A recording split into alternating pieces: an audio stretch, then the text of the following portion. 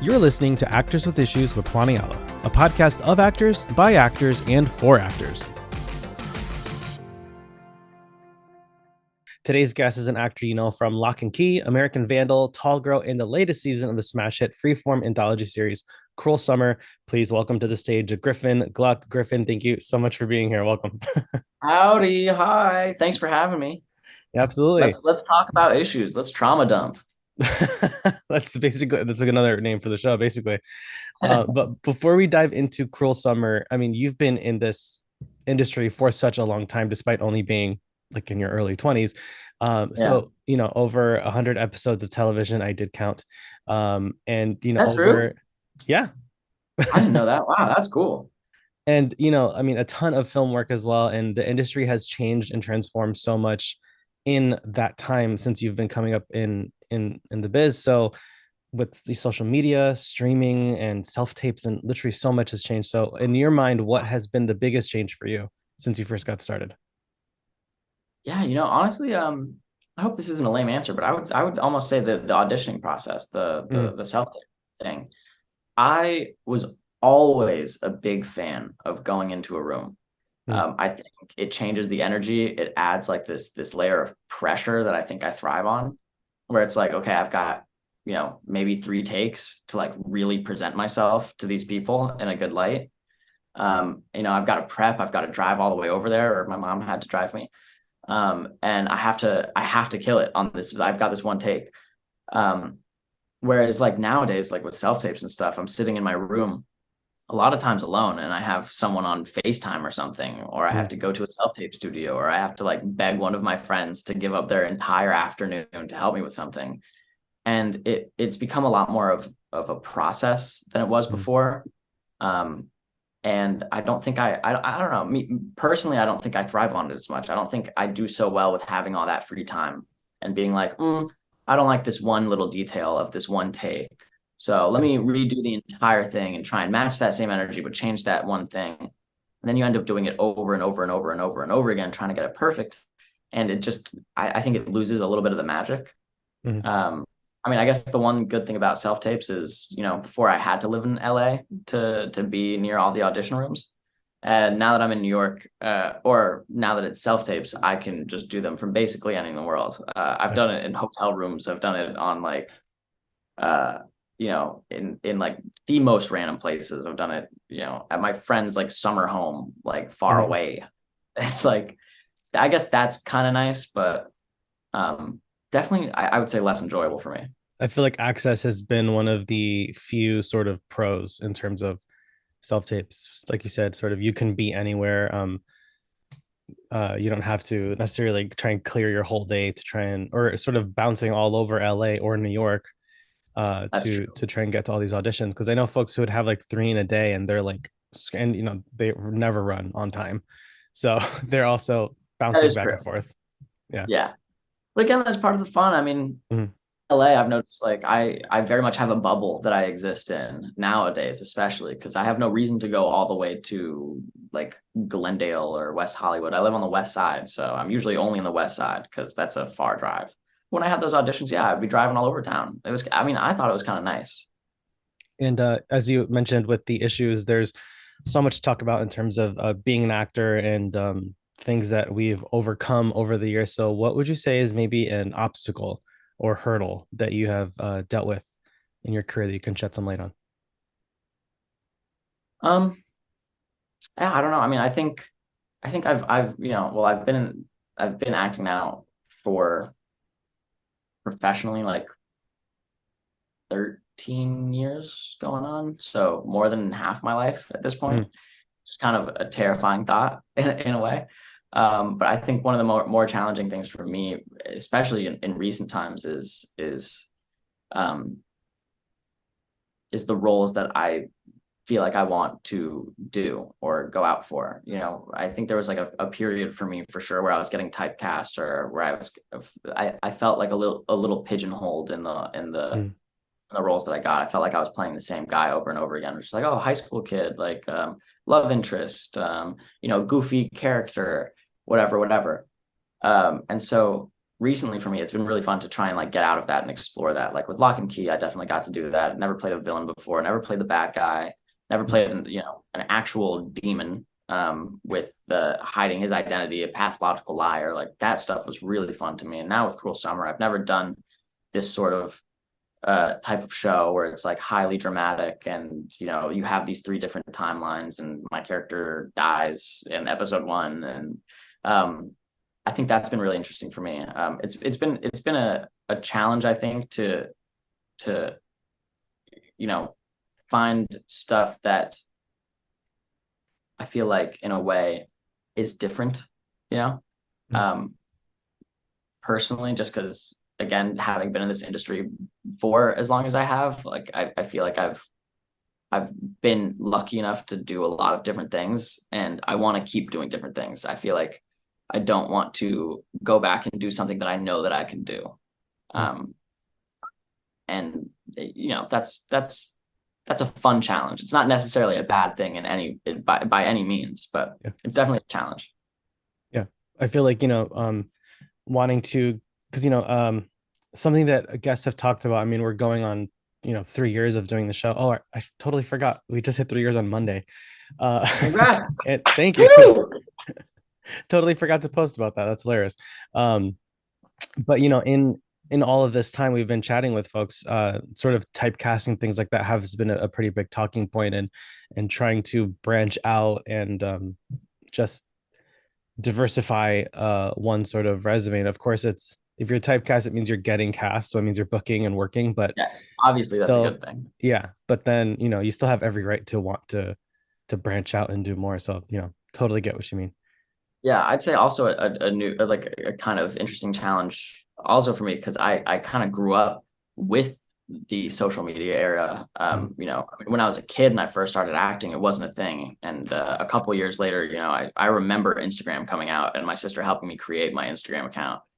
And the concept of social media was so strange to me. I did not understand it. I didn't get Twitter as a kid. I kind of still don't get it. It's like a place where everyone can just openly share their thoughts all the time and everyone can see everyone's thoughts on everything. It's so scary. So social media has been another interesting thing for me. I've had a long and interesting journey with social media trying to figure it out. And similarly, it's something that has been asked a lot from some of our listeners is about sort of getting that first agent or manager to get the ball rolling. Because a lot of young actors, especially like fresh out of college or an acting conservatory, they feel very stuck because you're not going to be auditioning very much if you don't have that rep to like push for you. So, what advice do you have for any young actor who is on that journey of looking for that first rep? This is what I tell to a lot of people who ask this question because a lot of people ask me like, oh, my kid's getting into acting, like, Mhm. what would you recommend? And I would say like the first thing, like the main thing, first and foremost, is you have to make sure that you are truly like really in love with it, Mhm. which I'm not saying other people aren't, but you really, really have to be in love with it because even nowadays, like a lot of my friends who I consider wildly successful, we all struggle with this. Um, is the constant denial, the Yeah. constant being turned down, turned away. And it can really, really affect your mentality. It can really, really get to you and make you question so many things. So you have to have some really strong skin to get over that and really just continue to push. Because if you don't continue to push, you're going to get left behind and that mentality will break you. Mhm. That's one thing. But in terms of just, getting an agent is, hone your craft, work on it. And I started off again, this is when I was 9. So I don't know, how much this applies to whoever's listening to this, but I started off in musical theater, strangely, which Mhm. I'm so not a musical person nowadays. I can't carry a tune. See, I can't even say the right words. Um, but but yeah, it's all about just, honing your craft, working on it, always trying to be better, do better, and present your skills to as many people as possible. So, I mean, it's not that I was trying to do this when I was a kid. I was mostly doing it because I loved, doing plays and things like that, and I loved the community and I loved the thrill of being on stage. But what definitely helped me, I think, was, doing all those shows at the local playhouse and stuff, uh, there's a lot of agents that come to those shows and Mm. are scouting talent. Basically, it's like, scouts at a baseball game or a soccer game. They're going and seeing like, oh, what can this person? Oh, that was actually really interesting that that person did that with that role, or like how they handled it, or what they did with this, that, and the other. And so yeah, I would say, A, working on your craft, making sure you're as best as possible, as often as possible, and B, making sure that no matter what medium or form of acting you take up, Mm. just try and put yourself in front of people. If it's putting together short films with your friends on YouTube and creating like little scenes, do that. If it's going to the local playhouse and auditioning for a role and doing like a 3 to 6 month run, do that. If it's this, that, the other, just constantly be trying to work on your skills and make sure that people can see it. Because if you do it in silence, no one's going to know about it. Great point.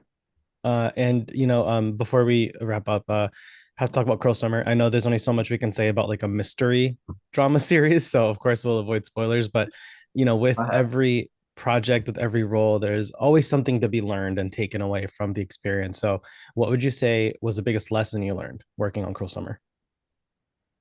Oof, really just how to trust myself. This was a really interesting show to shoot because of the whole three timeline thing and because of the mystery and the way that the show's structured, even on the production side. We would have very, very loose, broad ideas of what might happen. And then every week when we'd get a new script, we would have to completely rethink our characters and we'd have to Mm.